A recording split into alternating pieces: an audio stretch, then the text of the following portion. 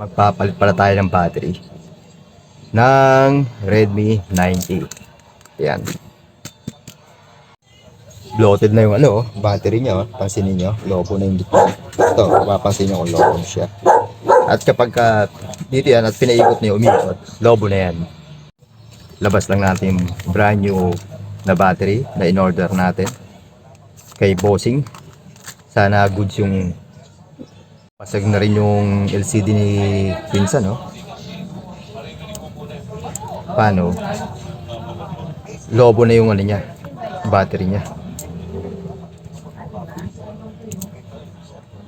Then release muna natin yung SIM card tray para sure. Then yung ating small metal spatula. Yan. Gagamitan lang natin ng kuko. Tingnan natin kung gaano katibay ko. Kaya nga eh. Gagamitin ko to eh. Matigas pa. Hindi gaya talaga ng daliri. Kailangan ko ng second support ng metal spatula. Talsik pa. Then, subukan natin dito. Sa kuko. Kuko. Pagka matigas, wag natin pilitin. Kuko na lang. Ito, ingatan natin dito. Baka sumabit eh. Pag sabit, tanggal pati yung switch, pati yung fingerprint niya. Kita niyo? Bloated na, lobo na. At yung code nung battery ng Redmi 90, ito yung code niya, BN54. Susubukan natin yan. Kung magko-compatible to. Lobo na oh. Pansin niyo, lobo na. Balon na. Sa pinaka masakit, hindi siya parehas. Ay. Same size pero yung kanyang ibang yung kanyang flex connector ng battery ang layo. Susoli ko na lang din. BN45. Ito yung mga technique natin dyan. Tusok. Yun lang nawala na yung bloated niya karayom lang. And once again, ito na yung ating napaka-viral at masasabi nating ano ba to, pumalo ng 40 plus K views itong Redmi at nagtalo-talo pa yung mga master technician natin. Ngayon ko lang din may iba-vlog siya at ngayon ko lang din mapapakita. Tulad nito, ito na sakto na to, BN62 yung tatak niya. Kita naman niya. Pakita ko lang din sa inyo kung paano palitan at magpalit ng battery ng Redmi 90 na viral. And don't forget nga pala na supportahan ninyo yung aking YouTube channel, iBib6792. Follow po kayo, subscribe, like, and share, and para updated sa mga video, tutorial, at yung mga vlog natin na dyan. At yung mga nagtatanong pala sa gamit ko, ito yung nabili ko. Bali matagal ang gamit namin ito, itong manipis na metal spatula. Marami po kayong mabibili nito sa mga online store.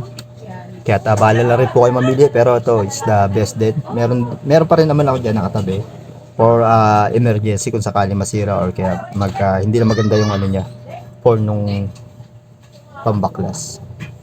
Paano ba yung pagpaklas na hindi masisira yung middle frame? Yung minsan na inaano sa atin. Bali, mas best solution tong sobrang nipis, so 14 na metal spatula. Lusot lang po ninyo yan. Watch lang ninyo yung allowance dun sa back case. Then kung kaya ng daliri ninyo, daliri na lang nang kukunin nyo pala. Yan. Para bumuka siya. Then sa side din, ganun din. Once na kaya ng kukunin nyo, gamitin nyo ang control nyo. Pero sa mga cellphone technician kasi matitigas na talaga yung mga kuko namin talaga eh. Kaya sanay na sa ganito. Yung iba talaga dyan, kukulang pinagbabaklas talaga dyan. Lalo yung mga malulupit natin mga master cellphone technician. Ito na yung natin, yung battery na original na BN62. Makikita naman niyo yan, BN62. Ito yung ating replacement. Kung makikita ninyo, medyo UP pa yung dulo. Sana okay ito at goods na gumana para sa atin. Then, ang gagawin na lang natin dito, push na lang natin to. Pero, dahil medyo luma na yung kanyang battery, ingatan natin dito para medyo mas madali.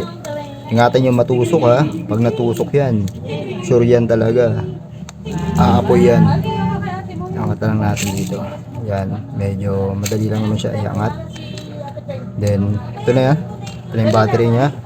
Kung makita niyo yung battery, lobo na talaga. Loaded na rin siya. Kaya kukunin lang natin to. Ilipat natin to sa dati. Dito sa bago.